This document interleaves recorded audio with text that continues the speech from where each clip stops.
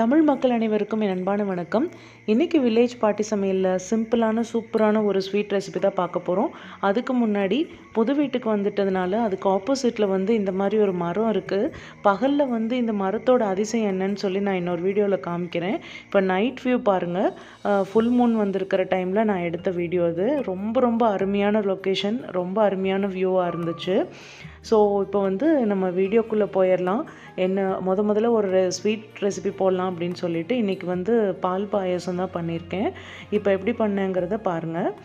So இதில் நான் ஒரு கப் அளவுக்கு பால் சேர்த்துட்டு 2 கப் அளவுக்கு தண்ணி சேர்த்து, ஏன்னா பால் ரொம்ப திக்காக இருந்துச்சு, அதனால பால் 1 கப்பு 2 கப் தண்ணி சேர்த்துட்டு அதில் குருணையாக அரிசி இருக்கும் இல்லையா, அது நான் சேர்த்து இது ஒரு பாதி அளவுக்கு வெந்துருச்சு. இப்போ என்ன பண்ணலாம் அப்படின்னா, இதுக்கு 1 கப்பு தான் நான் இந்த வெள்ளி டம்ளரில் 1 டம்ளர் அளவுக்கு அரிசி எடுத்திருந்தேன்.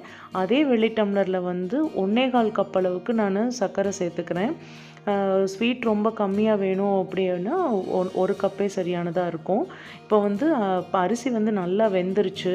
இப்போ இதில் 1.25 கப் அளவுக்கு இந்த கப்பில் தான் நான் எடுத்திருந்தேன் அரிசி. அதே கப்லேயே 1.25 கப் அளவுக்கு நான் சர்க்கரை சேர்த்துக்கிறேன். ரொம்ப ரொம்ப அருமையாக இருந்துச்சு. சிம்பிளாக பண்ணக்கூடியது தான். இந்த கல்கண்டு பொங்கல்லாம் செய்வாங்க இல்லையா, அந்த மாதிரி டேஸ்ட்டில் இருந்துச்சு. இதில் இன்னொரு 1/4 கப் அளவுக்கு நான் சர்க்கரை சேர்த்துக்கிறேன். ஒரு 2 டேபிள் ஸ்பூன் இருக்கும். இப்போ இது நல்லா கலந்து விட்டுடலாம். மறுபடியும் சுகர்லாம் நல்லா மெல்ட் ஆகிற வரைக்கும் இதை நம்ம நல்லா கலந்து விட்டுக்கலாம். இதை அடிப்பிடிக்காமல் பார்த்துக்கணும். ஏன்னா சாப்பாடு திக்காயிட்டதுனால அடிப்பிடிக்கிறதுக்கு சான்ஸ் இருக்குது. ஸோ அதனால் கலக்கி விட்டுட்டே இருக்கணும். ஸோ இது வாசனைக்காக கொஞ்சமாக நான் ஏலக்காய் தூள் சேர்த்துக்கிறேன். இதையும் நல்லா மிக்ஸ் பண்ணிவிட்டு நான் நெய்யில் கொஞ்சம் முந்திரி திராட்சை வறுத்து இதில் கொட்டி இறக்கிற வேண்டியது தான். ரொம்ப ரொம்ப சிம்பிளாக இருக்கும், ஆனால் அவ்வளோ நல்லா டேஸ்ட்டாக இருந்துச்சு. ஏதாவது விசேஷத்துக்கு கூட நம்ம செய்யலாம். சாமிக்கு ஏதாவது பிரசாதம் வைக்கிறதுக்கு கூட நம்ம இந்த மாதிரி பண்ணலாம். ரொம்ப அருமையாக இருந்துச்சு. பிடிச்சிருந்ததுன்னா நீங்களும் ட்ரை பண்ணி பாருங்கள்.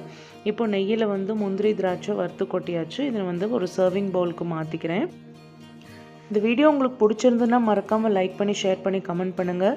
சப்ஸ்கிரைப் பண்ணிடுங்க. பக்கத்தில் இருக்கிற பெல் ஐக்கானையும் ப்ரெஸ் பண்ணிடுங்க. அப்போ தான் நான் போடுற எல்லா வீடியோஸுமே உங்களுக்கு நோட்டிஃபிகேஷனாக வரும்.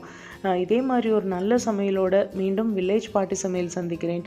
அது வரைக்கும் நன்றி, வணக்கம். Bye friends. தேங்க்ஸ் ஃபார் வாட்சிங்.